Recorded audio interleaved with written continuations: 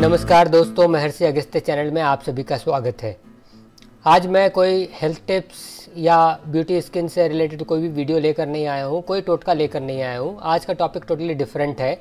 8 नवंबर 2016 मंगलवार को मोदी जी ने 8:30 बजे ये घोषणा की कि कल से 500 रुपये का नोट और 1000 रुपये का नोट डिमोनेटाइज हो जाएगा, मतलब उसकी कोई वैल्यू नहीं रहेगी देश में। तो ऐसे में आम जनता पे क्या असर पड़ रहा है या उनको क्या परेशानी झेलनी पड़ रही है या क्या अच्छा होने वाला है, मैं इसके बारे में दूसरे वीडियो में बात करूंगा और इसका डिस्क्रिप्शन बॉक्स में लिंक मिल जाएगा, जो कि इस वीडियो के अपलोड होने के एक दिन के बाद मैं उसे अपलोड करूंगा। तो इमीडिएटली आप चेक नहीं कर पाएंगे उसको, एक दिन के बाद आप चेक कीजिएगा। आज हम लोग बात करने वाले हैं कि हमारे अर्थव्यवस्था पे, इकोनॉमी में इसका क्या असर पड़ने वाला है। लोगों में बहुत सारा दुविधा है। कुछ लोग कह रहे हैं बहुत अच्छा होने वाला है, कुछ लोग कह रहे हैं बहुत बुरा होगा, कुछ लोग कह रहे हैं मिक्स रिएक्शन है, कुछ पता नहीं है लोगों का कि आगे क्या होने वाला है। तो मैं जो आज बात करने वाला हूँ, सबसे पहले हमें ये जानना पड़ेगा कि ये लोगों का जो मानना है कि ब्लैक मनी बाहर आएगा, क्या सही में आएगा, ब्लैक मनी क्या होता है और वो हमारे इकोनॉमी को कैसे इफ़ेक्ट करता है, ये आपको जानना बहुत ज़रूरी है। तो सबसे पहले हम लोग बात करते हैं कि ये मनी क्या है, जो पैसे हैं वो क्या है।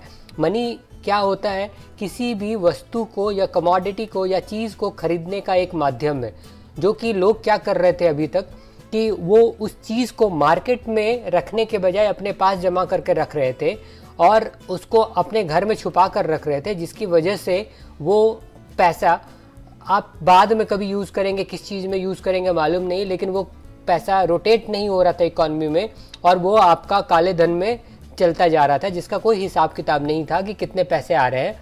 और एक स्ट्रॉन्ग इकॉनमी के लिए बहुत ज़रूरी है कि आपका मनी रोटेट होना चाहिए। अगर भारत में अर्थव्यवस्था को मजबूत करना है तो आपके पैसे रोटेट होने चाहिए। मतलब कि आज मैं गया चाय वाले को चाय के पैसे दिए, चाय वाला पैसा राशन वाले को देगा, राशन वाला पैसा फिर अपने स्टॉकिस्ट को देगा, स्टॉकिस्ट फिर जो उसकी ज़रूरत होगी, मान लीजिए कुछ कहीं घर खरीदता है, बिल्डिंग खरीदता है, उसको पैसे देगा, वो फिर आगे कुछ और कमोडिटी लेता है। ये पैसे मार्केट में रोटेट होना चाहिए। जो अभी कोई भी पैसे अगर रोक लेता था अपने पास तो वो पैसा बंद हो जाता था, ये होना बिल्कुल गलत था।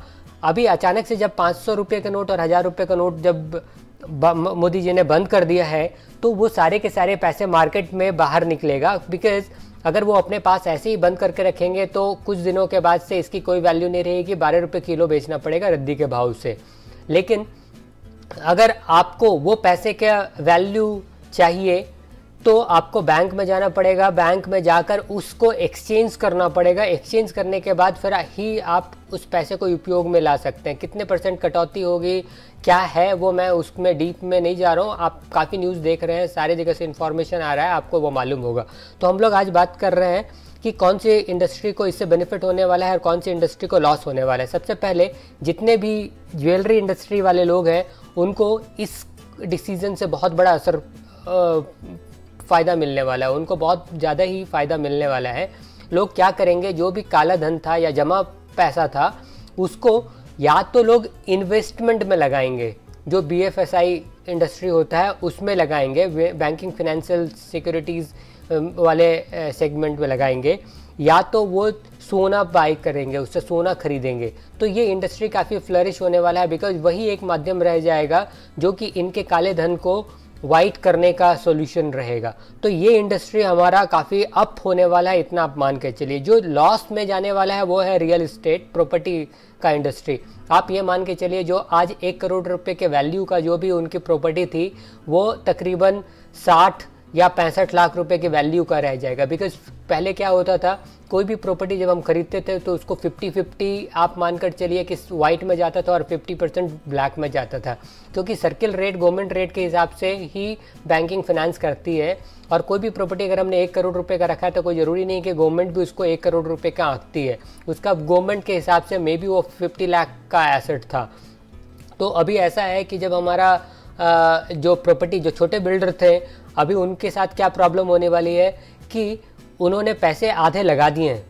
अब आधे पैसे लगा दिए हैं, उनका इन्वेस्टमेंट हो चुका है, बाकी पैसे कुछ दिन के बाद से जो उन्होंने जमा करके रखा था कि ये पूरी बिल्डिंग मैं कंप्लीट करने वाला हूँ इस पैसे से, अब वो हो नहीं पाएगा, बिकॉज उनको सबसे पहले जाके एक्सचेंज करना पड़ेगा। एक्सचेंज करने के लिए बहुत सारे रूल्स एंड रेगुलेशन है कि आप कितना % एक्सचेंज कर सकते हैं, क्या आपने इनकम टैक्स फाइल किया था नहीं किया था, आपका इनकम ये पैसे का सोर्स कहाँ है।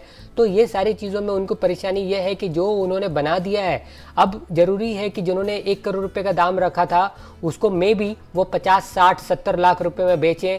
वो वाइट पैसा आएगा, उस वाइट पैसे को यूटिलाइज करेंगे वो अपने प्रॉपर्टी को कंप्लीट करने में, जो बिल्डिंग बना रहे हैं उसको पूरे करने में, तभी वो सारे पैसे को यूटिलाइज कर पाएंगे प्रॉपरली, उस बिल्डिंग को वो उससे बेनिफिट निकाल पाएंगे। तो जहाँ तक मेरा मानना है कि कुछ जो छोटे बिल्डर हैं जो छोटे छोटे बिल्डिंग्स बना के अपनी लाइफ चला रहे थे, उनके वो प्रॉपर्टीज़ का रेट कम हो जाएगा। दूसरा ये है कि जो रीसेलर्स प्रॉपर्टी है वो उसमें भी उन बाकी आम जनता को बेनिफिट होने वाला है। जो रीसेलर प्रॉपर्टी है जिन्होंने इन्वेस्टमेंट के 50% पैसे दे दिए थे और 50% उनको पैसे देने थे जो कि कैश में उन्होंने जमा करके कहीं रखा होगा, मान लीजिए 20-30 लाख रुपए कैश जमा करके रखा होगा, वो देना था। अब वो दे नहीं पाएंगे बिकॉज उस पैसे की कोई वैल्यू नहीं है।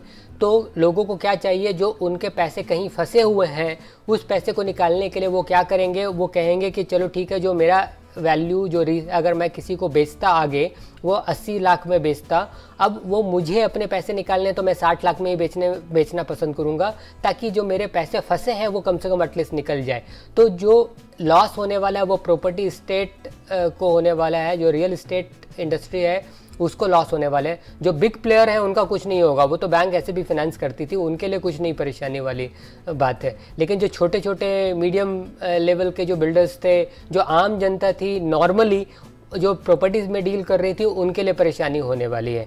तो आज ये सारे लोगों के दिमाग में आ रहा है। तो ये जो डिमोनेटाइजेशन हुआ है 500 रुपये का और 1000 रुपये का नोट, यही दो इंडस्ट्री हैं जिसमें एक में काफ़ी मुनाफा होने वाला है और एक में काफ़ी डाउन होने वाला है। तो आप अपने हिसाब से जो भी आपके पैसे हैं आप यूटिलाइज़ करना चाहते हैं तो आप यूटिलाइज़ कीजिए। अगर आपके पास कुछ ऐसे अगर सही से अर्न किए हुए कुछ पैसे हैं जो कि आपके पास 60, 70, 80 लाख रुपए हैं, आप अभी प्रॉपर्टी खरीदने में कुछ दिन वेट करके, 1 महीने वेट करके आप प्रॉपर्टी खरीद सकते हैं, जो कि आपको लाख, सवा लाख रुपए की वैल्यू की प्रॉपर्टी 60, 65, 70 लाख रुपए में मिल जाएगा, ऐसा मेरा मानना है।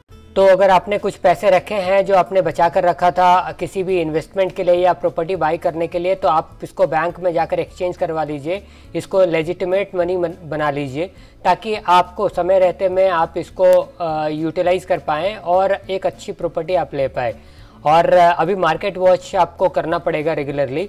और मेरा ये सजेशन है कि आपका अगर ये ब्लैक मनी भी है तो आप इसको कूड़े में मत फेंकिए, आप इसको नदी में मत बहाइए, आप इसको इधर उधर मत दीजिए। आपके जितने भी अभी रिश्तेदार होंगे उनसे रिश्ता निभाने का टाइम है, आप उनको कुछ पैसे दे दीजिए, आप उनको बोलिए मेरे ब्लैक मनी को आप वाइट कर दीजिए, बिकॉज मेरा तो अपना जो कैपेसिटी था जहाँ से मैं जाकर बैंक में इतने पैसे मैं एक्सचेंज कर सकता था वो तो मैंने कर लिया।